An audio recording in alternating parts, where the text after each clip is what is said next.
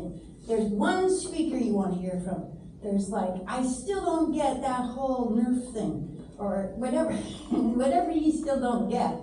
You know, ask us before the third Tuesday, and we'll try to fit it into the whole schedule and put together a nice presentation. And it's your suggestions that we wouldn't have thought of, otherwise we'd be doing, you know, careers for 16 more years, which we could probably easily do. I'd really like to turn my focus now to Szymanski. Are you comfortable? You should really take a chair. Okay, Stan, this person here, who's also with this venue, I guess Otis College of Art and Design. Yes, Stan is a digital, I have to be serious when I do this, Stan Szymanski is a digital media production executive with a 30-year, I can't do this. Well, it's all true so far. Okay, Stan and I used to work together out at Sony. Was it Ghost in the Darkness was the first thing you worked on? Ghost was the very first one. I gave Sony their very first 10 shots on something. Who knows what? That was Judge Dredd. And then their first 250 shots on the Ghost in the Darkness. I'm not going to tell you what I thought about the content, but I got it done.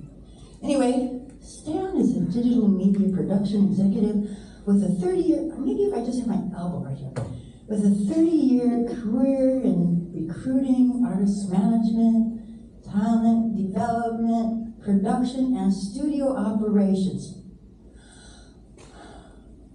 During his 14 years as SVP of Creative Resource and Digital Production at Sony ImageWorks, Stan recruited and managed thousands of creative and technical artists. True that. He founded Stanley Vision in 2010. I thought it was earlier than that. No, 2010. Oh, thank you. It's amazing when 15 years go by. They just seem... first time. Wow. Okay, so here we are. Anyway, he does consulting and recruiting for games and visual effects, animation, immersive media, and visual production markets. Stanley's Visions, that's not right.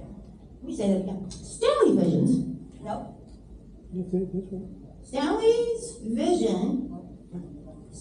Vision, yes. Stanley's Vision.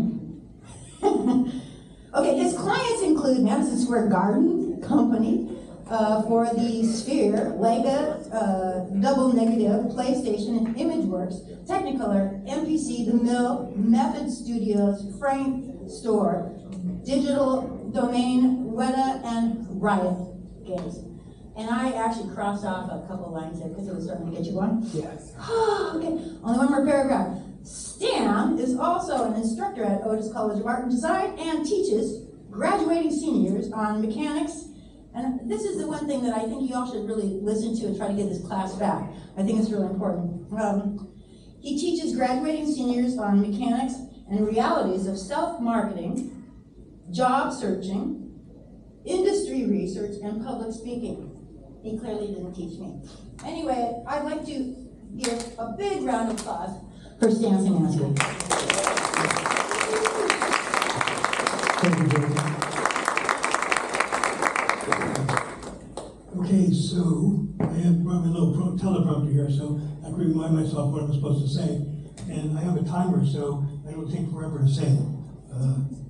He said as he tried to get his timer open. Okay, there you go. So, well, first off, I want to thank everybody for coming here tonight. This is actually a really good crowd, and it's a really interesting panel. I've been doing almost all 16 of these, and this is the first time it's been broken down into 3 separate panels targeting various aspects of the industry. So I wanted to also thank SIGGRAPH and Otis College of Art and Design for tonight's event, and especially Sunil, Fran, and Joan for assembling tonight's panel.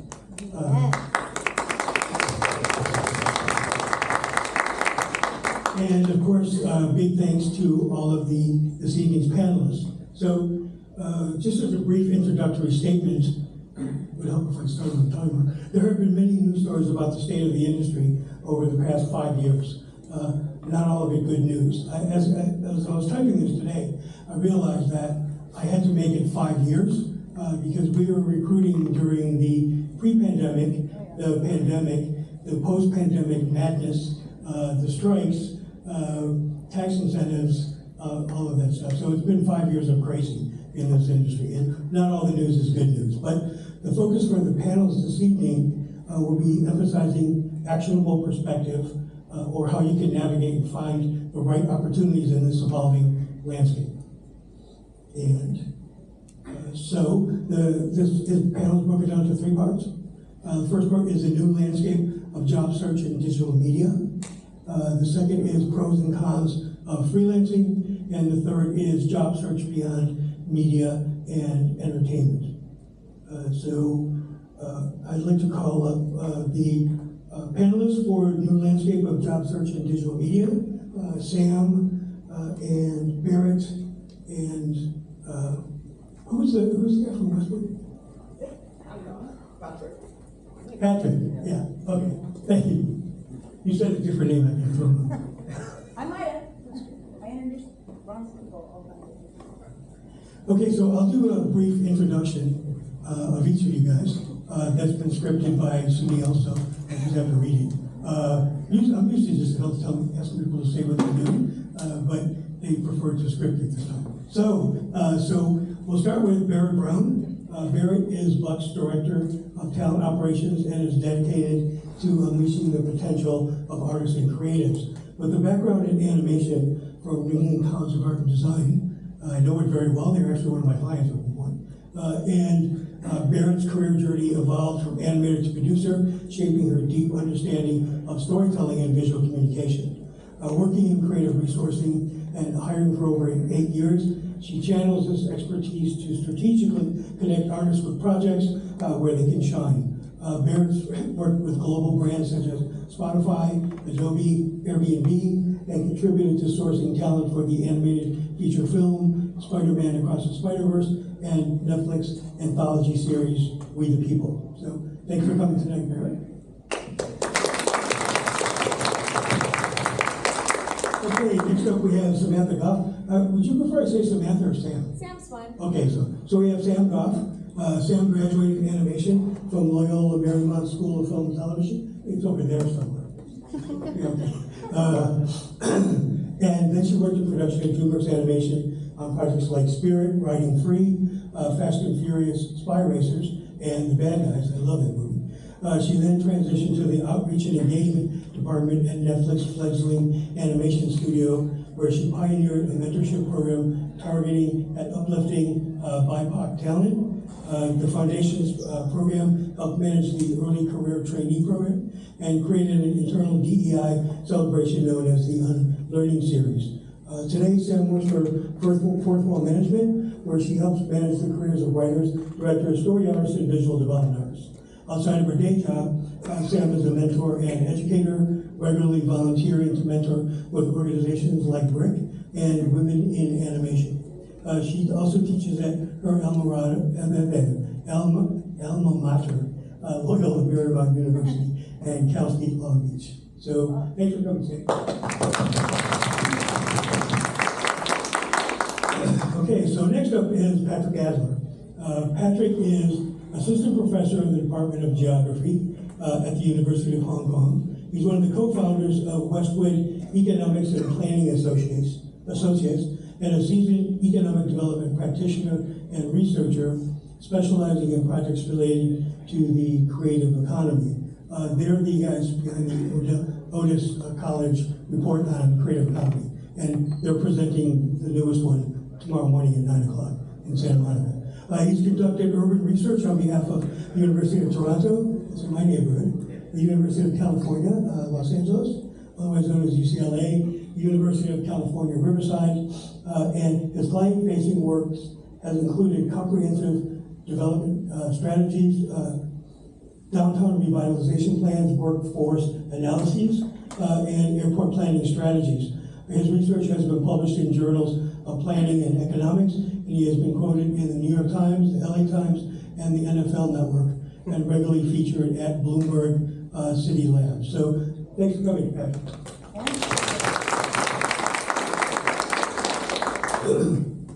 Okay, so some of the discussion points that I have here in front of me, there's 2 pages of them, so I think I'll just throw them out in random order. But, and any of you guys can feel free to answer. I'm not really assigning one topic to one person. So I'd like to get your opinion on what's the current state of the industry, specifically digital media. Hey, oh, no, false alarm. Hello, there we go. So we all know that it's bad, right? I'm not breaking any news right now. But I think the thing that a lot of people miss is necessarily why it's bad, why we're in the situation we're in now. And if you like zoom way out and kind of oversimplify things, the entertainment industry has been around for over 100 years, or probably around 100 years. And we knew how it worked in broadcast. Like, we knew how to monetize that. There was a whole economy based around that system. And then streaming came along and changed everything, because everyone went to streaming, and so everybody made the pivot, all of the studios made the pivot to streaming before we actually figured out how to monetize streaming. And so this industry no longer knows how to make money. And that is why they have closed the purse strings, why they are so afraid to greenlight projects. They're canceling projects, they're not hiring people. It's that the sad fact that our art is at the mercy of their capitalism. And so once we keep that in mind, at least I find it easier to take it less personally and to realize that it's less dire than it may feel in this moment, because the entertainment industry is never going anywhere. We will always need entertainment, we will always need artists, we will always tell stories. That is just a part of the human condition. And so if we can keep that big picture in mind, it can help us to kind of weather the storm. I think if I can't provide a really big picture view, I have no business being here because I know nothing about this particular labor force. I just say, just continuing on with these great comments, the entertainment industry has seen technological tumults at various times during its run. So you can think about the move to the talkies, you can think about cable television, you can think about the internet, the first wave of the internet. But what was really crazy about this, or what is really crazy about this period, is this move to streaming and over the top was accompanied by a bunch of investments. And a lot of money flooding into the industry, and there was a period where a lot of stuff was getting greenlit, real growth mentality. But then as the macroeconomic environment changed, as money got more expensive, money based on the interest rate can be either cheaper or more expensive. As it got more expensive, all the investors started to get a little bit more impatient about all of this. And then you go very quickly in the recent 5-year period that Stan was talking about, from this growth mindset to this scarcity mindset, and to exactly what you're talking about. So on one hand, there is this idea that the business model is eventually located, and you eventually figure it out. That's the industry as the industry. But even when that's happening, there's a lot of people who fall out of the industry. There's a lot of people who can't make rent, each successive time. But now, even though that's eventually going to happen, now it's just way crazier. There's a lot more volatility through this transition than there's ever been before. And I think this is why, not to suck up to the host too much, which you're always supposed to do. That's why organizations like this are so important, to sort of provide the social ties and the mutual support and everything to weather these really troubling transitions. Wow, that's going to be tough to follow. I think that from my experience, right now is the time, because it is not the same normal that it has been for the last 20, 50 years, is to kind of build resilience in how you work and the type of work that you do, and be more inventive of how you put yourself out there and where you're reaching out to people. Like, it's not going to be a big 5 entertainment company every single time. Like, I think the beauty of what the industry has become, it can also be the negative side as well, is that you're able to get your work out there a lot more easily now, and you're able to represent yourself, and you don't need to just go through the traditional pipelines that there have been. And so that in itself creates more opportunity. It can also create more noise, but I think the thing that really sets people apart when they go through these iterations of our industry is that resilience of always continuing to, okay, that wasn't working. How do I pivot? How do I figure out how to make the next move? What is the next skill I want to obtain? Just keep moving and keep trying. And I think effort, when it comes to art, effort is rewarded in so many ways, because it is, the truest thing is, like, it is practice, and it is a practice over and over, and it's trying to stay true to that. And in that practice builds confidence, and in that confidence builds success, just by nature of continuing on. Okay, thank you. So another discussion point would be which jobs are in demand and which jobs are not in demand. What's your thoughts on that? So I work in mostly advertising, a lot of design, animation, 3D designers that know Cinema 4D and have a good eye, I can hire all day long. That is definitely a skill set that someone who can animate, someone who has a great design eye, someone who is technically proficient, that is one niche area that I can always hire. I think that we are leaning, at least at Buck, and this is just the job that I am sourcing for all the time, we lean hard into traditional graphic design, branding, cinema, being able to look at a product and render a product accurately. That's like pretty granular, but those are definitely some of the roles that I'm constantly hiring for. So in my line as a rep for animation artists, I am finding that right now we're kind of on, like, we're still at the bottom of the bell curve, that is like the hiring in this industry, but we're on like the upswing. And so it's a lot of front end jobs that are hiring right now. So looking at like writers, creators, directors, those kinds of roles, which eventually when they sell their stories, develop them, they get them greenlit, all of the rest of the pipeline gets staffed up, right? So we can see that it's coming because there's a huge, right now, market for those creators. So if there are any of you out there that are like, I've got a story to tell, now is the time to do that and to kind of take the indie route, because the success of Flow shows us that low budget indie movies or series can and do find success. Because it's not just Flow, you also have Has Been Hotel and Amazing Digital Circus, which are all like indie animation done on a small micro budget that they got picked up and distributed and recognized on a wide scale.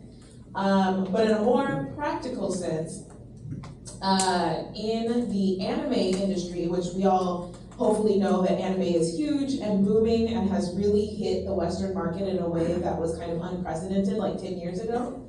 And there's a role in Japanese known as a sakkan, in English is a animation director. And it is basically the person that conforms all of the animation that comes in from the various freelance artists and conforms them to be on model. So it's really great for illustrators who want to animate, or animators who can illustrate, and you have kind of both sides of that brain. You can get consistent work working in anime in Japan. That does come with the caveat that you're being paid Japan wages, not American wages, So it's a little bit harder living in LA to make that work, but if you're living in the Midwest where it's much cheaper price of or living, you can actually sustain a life doing that. Oh, yeah, go ahead. I get anime requests all the time, and it is really hard to find people that can do it to spec. This sui generis role in anime is kind of a lifeline for me into this question, because if you look kind of across Hollywood at a skill set that actually grew a little bit through like peak TV and the strikes, it is management.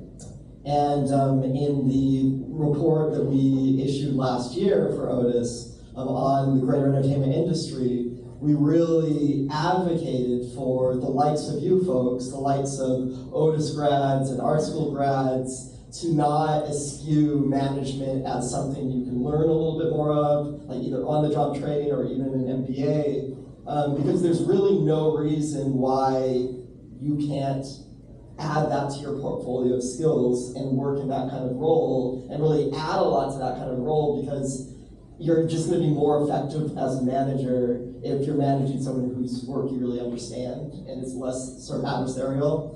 So, at the high level, management does seem to be surviving. LA becomes a more and more management-focused entertainment cluster through time. And there are sort of ways into it, even if you're coming from an art school, I hate managers kind of paradigm. We're so hated, I don't understand why. I'm just gonna help it. So unfair. We're very undervalued. I think that's a really good point to bring up, because I was someone who went to art school who was at the bottom of my class for the animators. Like, I was not great at animating, and I realized that the thing that I really liked doing was going and looking at everyone's work and talking to them about it, and why were they really interested in that, why did they pick doing that, and then help, like, I wasn't very good at doing it, but I was really good at critiquing it. I can tell you why it didn't look good. So I think there's so many roles in the industry that also support art, whether it's a manager, someone in resourcing, producers, people in IT that are more technically minded. Like, there's so many jobs around the art and around the work as well that you can still scratch that itch. Even if you're not an animator by trade, after you graduate. Cool. So I wanted to shift over to talk a little bit about technology. Microphone, sorry. So what technologies besides AI do you think are going to change the job market, and the value of a digital image with usable media now being generated faster and cheaper? Can we continue to anticipate high pay rates as, quote, specialty labor? Yes. I mean, my take on this, I study like the interaction of technology and labor markets a lot. On the second question, I think it's maybe a little bit of a red herring. Like, you think about images, we've been surrounded by libraries for centuries with a lot of images, and images have not been as easy to create, but we've had no shortage of images in society. But of course, like, the really scarce factor has never been the image, it's been the like super valuable, valorized image. And we have these systems and any kind of art field for determining that things are valuable and special.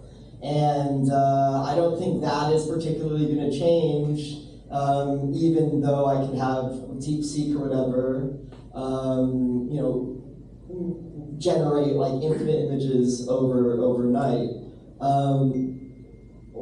A technology that I do think is probably going to be pretty disruptive and doesn't get its sort of isn't talked about a lot in labor markets is blockchains. And like, don't like roll your eyes. Like, I'm not talking about blockchains as a like financial product, but like blockchains is a system for like verifying information. So instead of like having a resume that's basically like take my word for it and having an employer take your word for it, you have this like decentralized log where like, you know, your former employers are vouching for your skill set, vouching for your work history. I think this is probably going to happen. Smart contracts and all these kind of like verified transactions through the blockchain. I think there'll be more and more of those. And you know, I think as those come in, if you just know that stuff a little bit faster than, you know, the average person in the industry, you'll probably do well. I think to add to that, I would say Unreal Engine and real-time rendering, that is definitely where things are moving. Again, I mentioned Flow. I know specifically of a couple of studios, of like the big 5 studios, that are actively trying to figure out how they can adapt their series pipeline into Unreal Engine or something similar. So like now is the time to kind of jump on that. I think you still need to know your art history. You still need to know what good composition is. You still need to know what the references are. I think if you can build an image by prompting it, you still have to know why that image is beautiful and what made it special in the first place. And I think people who really curate that are gonna do really well, because it's based in like the core essentials of what makes the work great, and then you can learn from there, the technical aspects. Okay, great answer, thank you. So the last point I wanted to bring up before we take a few questions from the audience. Post-pandemic, many jobs can be done remotely without ever meeting another person face-to-face. How are people feeling about their social lives, especially now that you're not always working with and learning from other artists? It is definitely a hurdle. I think at the very beginning, we were all super excited about the flexibility of remote or hybrid working. And we're really mad when studios started saying, okay, you need to come back into the office. But what we're realizing is that there is actually a huge benefit to community, to collaboration, to working with one another, or even to just taking a break and shooting the shit with your friends about what you watched last night. Like, that is also important and helpful for our artistic brains and our work ethic. So if you're working in an entirely, I just got bombed by a gnat.